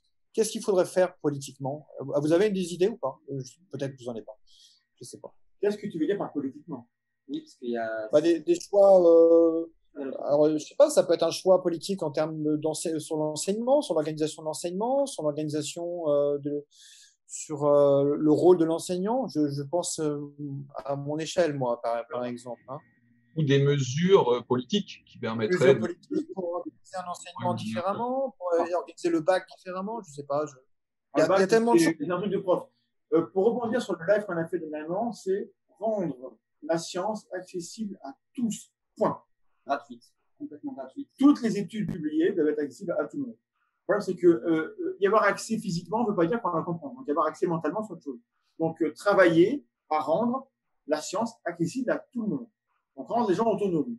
Donc, j'estime que nous et vous, on y travaille. On fait déjà ce travail-là. Peut-être qu'on fait très mal, mais on essaie de faire. Donc, j'aimerais des décisions politiques qui aillent dans ce sens-là. On apprend, on fait des erreurs et on apprend. Et admettre, et c'est un truc de Richard, que savoir est coûteux. C'est coûteux de savoir.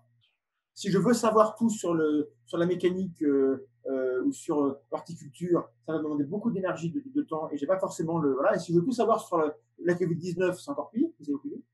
Donc c'est coûteux. Et que les gens admettent que les gens n'aient plus de problème, il faut politiquement que les gens puissent dire je ne sais pas. Et malgré tout, avoir une opinion. C'est-à-dire que avoir une opinion, c'est pas savoir. Mais on oublie. Que moi, j'ai une opinion sur Raoult, ça veut pas dire que je sais ce qu'il pense. Apprendre à faire cette distinction-là, il faudrait que ça passe ici dans le langage des politiques. Qu'ils apprennent à faire la distinction entre ce que je sais et que je pense. Et je ne sais pas, et malgré tout, je vais avoir un avis parce que je veux pas avoir un avis. Ou alors, admettre que là, quand je ne sais pas, je ne me prononce pas. Éduquer à l'incertitude, quoi. Oui. Éduquer à accepter l'incertitude. Et de ne pas savoir soi, et que venir dire, voilà, sur ce sujet hyper important, moi, je ne sais pas. Et que ce soit valorisé. Et qu'on paye mieux les chercheurs et les profs. C'est bien ça. Faut le dire. Payer mieux les profs et surtout recréer des postes parce que les classes à 30, c'est pas possible.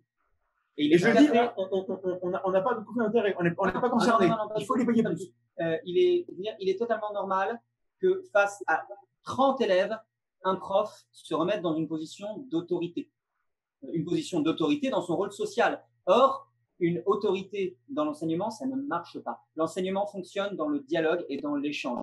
On ne peut pas avoir un dialogue en tant que seul et unique, entre guillemets, sachant, seul et unique sachant dans une classe, face à 30 personnes. On est obligé d'être dans une espèce d'autorité péremptoire et même magistrale, une autorité magistrale. Mais justement, touche pas un truc justement de notre société, justement, où on a toujours tendance à mettre en avant l'autorité, justement, mettre en avant l'argument d'autorité, la Je figure. pense il faut abolir le prix Nobel. Il faut abolir le prix Nobel et je pense qu'il est extrêmement important qu'on cesse de valoriser l'autorité pour valoriser la confiance. Mettre en place un rapport de confiance entre une personne qui a pour vocation d'enseigner quelque chose à une autre et une autre qui décide de lui faire confiance pour apprendre, plutôt que d'être dans l'autorité. Je le dis avec tout le respect que je dois à la plupart des prix Nobel. Bien sûr.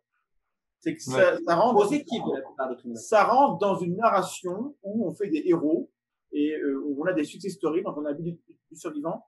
Et moi, j'aimerais, j'ai pas de culture, pas assez de culture pour eux, j'adorerais qu'il y ait un prix de la découverte la plus fertile, celle qui a permis à d'autres champs de se développer. Voilà, la mécanique quantique, voilà, et ça voilà. Et donc, voilà, cette découverte-là, qu'on doit à toutes les équipes-là, c'est la découverte qui a permis qu'on est dans l'espace, qu'on ait un micro-ondes, qu'on ait des conversations sur Internet, qu'on guérisse du cancer, que sais-je, et qu'on voit les nœuds qu'il y a entre les disciplines. Ça, moi, je pense que ça serait hyper intéressant que les gens comprennent comment ça marche. Mettre un prix Nobel à quelqu'un, ça donne l'idée que ça, tant qu'il y aura des prix Nobel, il y aura des Raoult. J'essaie de privatiser leur vue aussi. En vrai, la plupart de ces questions-là, on a pas mal répondu dans notre dernier live, qui était pas mal politique, par pas mal d'aspects, sur l'accessibilité de la science. Comment on est un papier scientifique. Et voilà, nous, nos axes principaux, parce que c'est un peu notre boulot en termes sur le plan politique, effectivement, ça va concerner l'éducation. Il y a plein d'autres trucs qui pourraient améliorer le monde, ça fait aucun doute, mais nous, notre travail, on a décidé de l'axer là-dessus. Et on est très ignorant, il y a peut-être plein de gens qui ont plein d'idées sur quelles décisions on doit prendre pour que ça se passe mieux au niveau envoyez-nous ça. Enfin, c'est compliqué un peu parce qu'il y a plein de décisions contre-intuitives. Par exemple, le concept de quota. J'ai mis du temps à accepter le concept de quota. Quota de genre, quota de personnes racisées. J'ai mis beaucoup de temps avant de comprendre que ça, si aujourd'hui ça avait l'air injuste, c'était pour mettre en place un nouveau système qui dans le futur serait que par exemple les femmes noires tout à l'heure oseraient plus s'orienter vers des carrières scientifiques. C'est pas intuitif, mais politiquement je pense que c'est une chose à faire, au moins de manière transitoire jusqu'à ce qu'on arrive à un monde un peu plus égalitaire sur le plan social. Il y a une chaîne télévision. C'est vaste comme question. On peut pas faire un programme en 10 minutes. Non, je demande pas notre vocation. Ouais, c'est vrai. Non, mais je demande des idées entre. On en parle. Voilà, c'est pas. Plus d'argent Non, mais d'égalité. je suis d'accord avec tout ce que vous avez dit, il n'y a pas de problème. Eh ben, vote pour nous. Voilà. Comment? Vote pour nous. Bon, merci, merci beaucoup. Je ne vais pas vous retarder. Je m'a dit. Juste une petite citation que j'ai oublié de citer tout à l'heure, mais qui va vraiment nous mettre peut-être tous d'accord, j'espère. En fait, c'est quelqu'un qui a sorti ça il y a quelques semaines. Je pense que vous l'avez peut-être dû passer, mais enfin, je vais vous demander quel est l'auteur de cette citation qui a dit « Faire de la science, c'est penser contre son cerveau. C'est obliger son cerveau à admettre des énoncés que spontanément, on aurait envie de rejeter. Et c'est donc exercer contre sa propre pensée une analyse critique. » Facile. Ratton Klein. Ça peut être Klein, ouais. Ah, bien joué. Bon, ok, très bien. Parfait. Ouais, c'était. Le classique. Voilà, absolument. Que vous avez accueilli pour la tronche en live, je crois, il y a quelques années, il y a 2 ans, un truc comme ça. Mais c'est une phrase que beaucoup de gens auraient pu prononcer, qui est totalement dans la ligne de ce qu'on fait. Donc, absolument. Il l'a sûrement mieux dit que d'autres l'auraient dit. Voilà, oui, parfait. Voilà. C'est bon conclusion. Voilà. Ok, écoutez, je ne vais pas vous retenir. Moi, on veut bien continuer, mais. J'ai des choses à faire.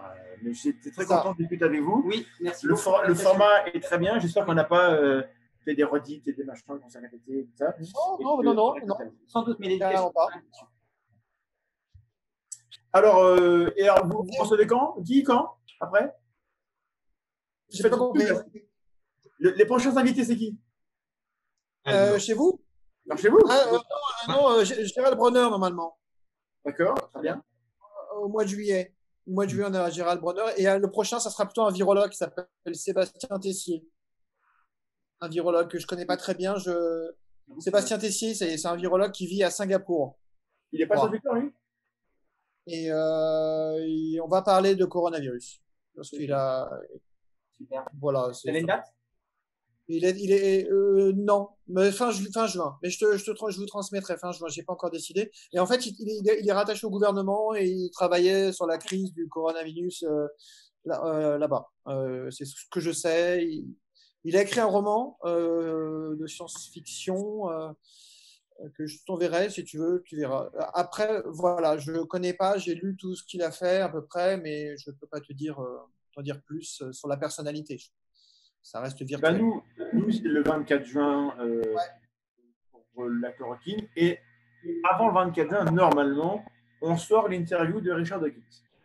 Ça ne dépend pas de moi, vraiment. Un peu, mais pas que de moi. Il faut de la musique pour cette vidéo. Il n'est pas sorti. Non, on a sorti la bande-annonce. On a annoncé qu'elle existait. Mais le pré-montage, tout est fait. Il faut encore travailler parce que le son est pas, je suis pas bon en son, il faut que je revoie ça. Et donc, dans les 2 semaines qui viennent, vous aurez l'interview de Richard Dawkins. Ça durera 45 minutes. 2 semaines, En anglais, je suppose.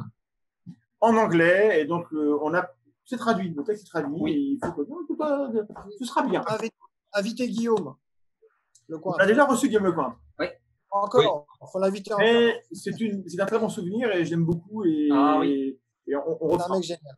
Il fait partie de Non, ces mais gens que génial. j'aime bien parce qu'ils sont scientifiques avec un look trash qui, du coup, casse un peu avec cette image que beaucoup ont de gens du scientifique. Exactement comme Didier. C'est pour ça qu'on aime Didier aussi. Parce on n'a rien contre le look de Didier Raoult, ça. Parce que. Bah non, moi, au contraire. Hein. C'est juste pour dire que. Oui, parce que beaucoup de gens l'attaquent sur son physique. Non, il y a suffisamment de choses sur lesquelles l'attaquer. Ça sert à rien. Non. Didier, votre look, c'est super. C'est la méthode qui pense. Au revoir. Pourquoi pas. Ça marche. Allez, à bientôt. Allez, Beaucoup pour l'invitation. à bientôt et merci beaucoup. Salut, ciao. Ciao. Ciao.